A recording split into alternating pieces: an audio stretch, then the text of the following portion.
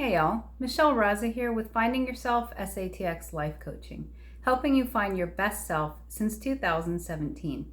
Thanks for hanging out with me today. Today we're going to move into part 2 of Dr. Gibson's self-care for adult children of emotionally immature parents. I hope you had a good month. It was good for me. It is starting to really warm up here in San Antonio, Texas. Last time what I did was I kind of did a recap of all of our playlists. We do have a bunch of playlists on the channel. What I'm going to do this time, just for the sake of time and to not bore the loyal subscribers who already know what all of the playlists are, is I will put a link in the comments to our playlist so that you can easily access them. Cool. So today we're going to talk about practicing emotional self-protection. Sometimes it is not enough just to have respect for yourself. Sometimes you have to actively protect yourself from people and situations that would drain your energies or hurt your feelings. Looking out for yourself is a primary responsibility, whether it's setting boundaries or making sure that others aren't allowed to limit your life. So this is chapter 6, loosening the ties that bind. Before I dive in, if you haven't had a chance, please check out our website. We're at www.findingyourselfsatx.com. There you can see our full suite of life coaching materials, including the digital coaching package, which is under $10. And you can also buy that separately for 99 cents each. And if you're very interested in just that's too much for you, you can feel free to contact me. My contact information is on the site, and I'll give you the discount code to get it free of charge. My main mission here on YouTube and then also with the site is to help as many people as possible, really. And all of that material is created, so it doesn't really take time from my day or anything. And I'm just happy to help you guys. So thanks for being here with me. Number 6, loosening the ties that bind. DNA is not a life sentence. People have devised many different ways of getting into and out of relationship agreements.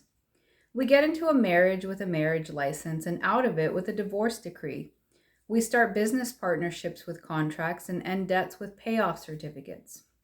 For most relationships, we like to know where they begin and when they stop. One type of relationship is not regulated so clearly, and that is the relationship between adult children and their parents. The law defines the obligations of parents toward their minor children. We also informally acknowledge a parent's right to disown or disinherit an adult child of any age. However, we have no words for it when an adult child wishes to end contact with a parent. There's no ceremony, no legal document, nothing to mark the event. Many people avoid problems with their parents by simply moving away. But there are other situations where the relationship with EI parents becomes truly problematic because these parents insist on their right to time with their adult child, whether the child wants it or not. This type of parent is often emotionally immature and incapable of the kind of empathy that is necessary for respectful relationships. EI parents can't seem to imagine the feelings of their adult children. They resist your attempts to set boundaries in the relationship. Such parents use guilt to force a closeness that you may not want, and your request for more space and respectful treatment seem to fall on deaf ears. Self-preoccupied parents act as if they are entitled to your life as well as their own, and seem baffled and offended when you balk at this. All kinds of boundary violations can ensue, from intruding upon your personal life to pushing opinions when none are asked. Parents who enter without knocking, tell you what you're doing wrong, or insist on giving unwanted gifts are examples of this sense of morbid entitlement. You may not recognize these annoying behaviors as disrespectful boundary violations and instead feel guilty for wanting to avoid your parents. Some adult children have been so strictly conditioned to believe their parents are well-meaning, just wanting the best for them, that they think they themselves must be the ones with the problem. In these cases, the person ends up feeling anxious or guilty because he or she feels bad about blaming the parent for anything. If confronted, EI parents will discount your distress by claiming there is no reason to be upset with them. Such parents see themselves as interested, loving, and only trying to help. But the fist in this velvet glove is the parent's ironclad feeling that you still belong to them, as if you were an extension of the parents. EI parents try to control you with critical comments about anything that does not put the parents' feelings first. Many adult children do speak up clearly to these parents, only to find that the parents keep doing the same thing anyway. As the adult child, you then feel mystified and helpless. Setting limits is supposed to work, isn't it? What are you doing wrong that causes your EI parent to keep ignoring your request? The answer is that modern communication skills are no match for someone who does not want to hear the word no. Some parents mock their adult child's request for boundaries as ridiculously formal or as psychobabble. They can only see you in a satellite role, orbiting their much more important needs. If this parental expectation is not met, expect hurt, complaint, and soon anger. After setting a limit, you usually feel you have made things worse. The attempt to communicate honestly about the relationship has led to hurt feelings and criticism, not cooperation. The parent's mood now radiates woundedness and blame, not at all what you had intended.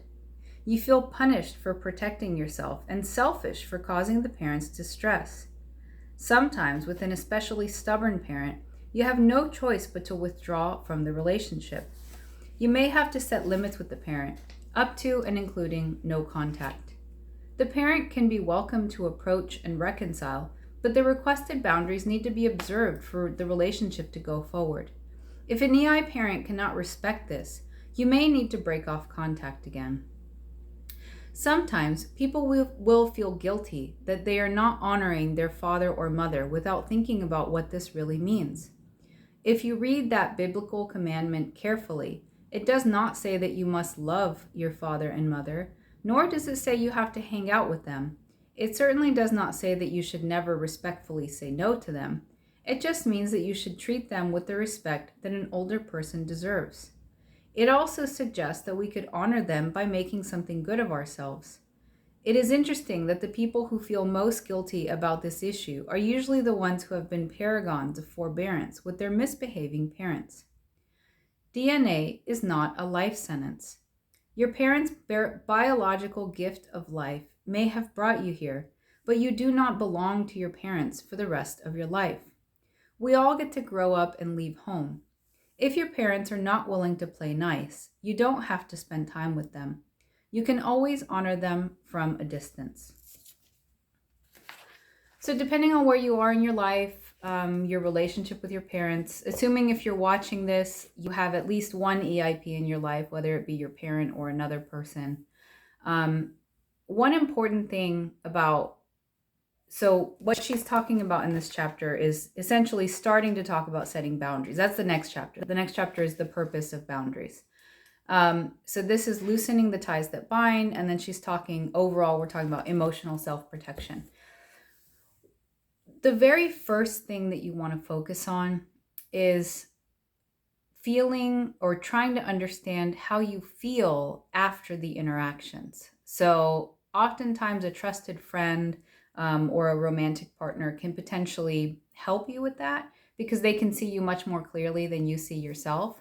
But if it just happens, so I had a friend once who every time after she talked to her family, she would just start raiding her pantry. And she didn't even realize that she was doing it. She just, all of a sudden, she was eating everything in sight.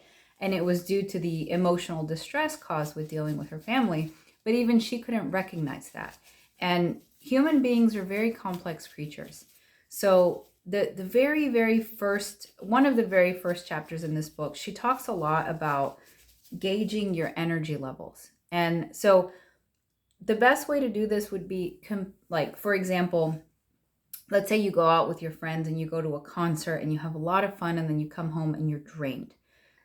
But you're good drained, right? You went to a concert, you had fun, or you went out for drinks, or you had some food, or whatever you did that brought you joy in your life and you're exhausted, but you're good exhausted. Like you need to have kind of that metric to be able to compare your energy levels. There's a good exhausted, there's a bad exhausted, there's physically tired from a great workout, which can be a good exhausted. You could have gone out and been in the sun too long, and so then that transfers to bad exhausted. So understanding your own energy levels, understanding yourself, turning inward, understanding your feelings, and oftentimes having someone to help you understand what you're feeling can take you a long way. So Gibson here is talking about, how do we protect ourselves? What do we do to protect ourselves? And one of the things that you can do is just kind of not talk to the people who are disrespecting you, right? A relationship is supposed to be a two-way street. And so if you think about the respectful adult relationships that you have,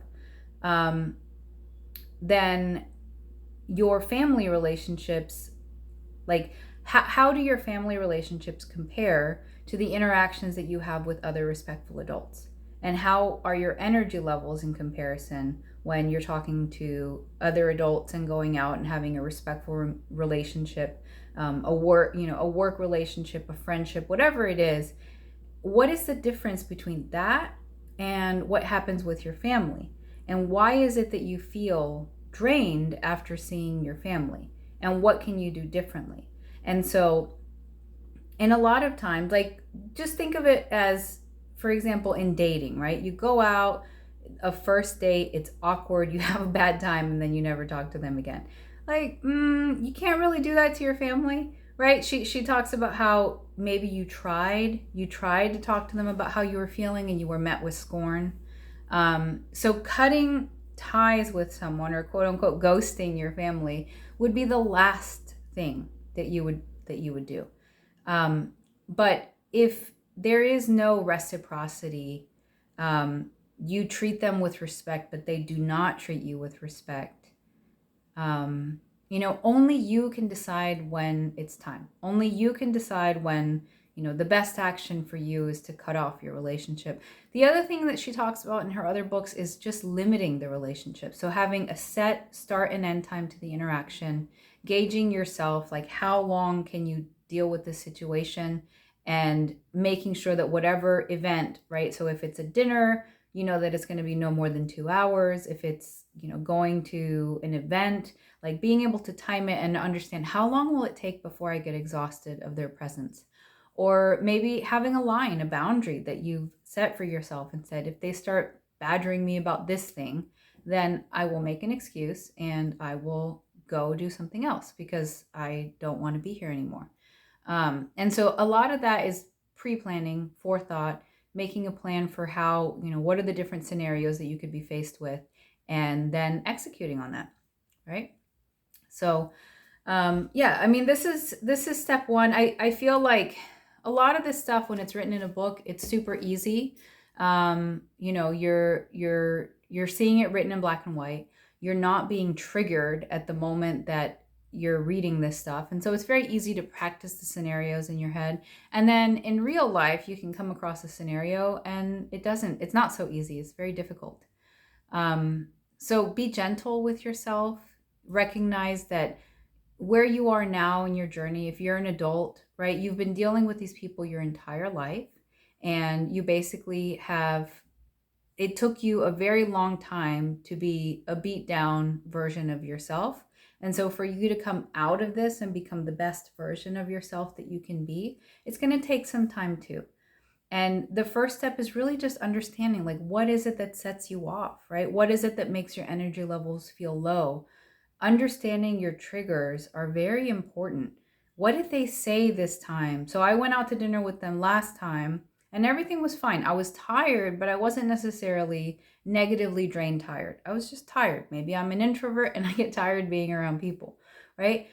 What about this next time when I could feel my face flush, when I wanted to run to the pantry, or I needed to go jogging because I was just so wound up? Like, what happened? What did they say? What did they do? What topic did they touch on? It's important for you to understand that in your own self. What is it that's making me so anxious right now? and talking to a trusted friend can help you, recounting the issue. Oftentimes people outside, they see things much better than we can.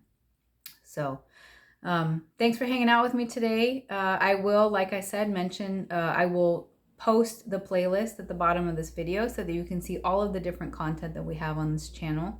Again, check out the website, www.findingyourselfsatx.com. And contact me if you need help, if you need a discount on the digital packages. The live coaching sessions are pretty pricey. I am fully employed elsewhere, so my time is super limited. But if you are interested in coaching, contact me and I will make time for you. I hope that you're doing really well, and we'll talk again next month where we cover the purpose of boundaries. So super duper important stuff, heavy stuff. I appreciate y'all being here with me. Take care and have a great evening. Bye-bye.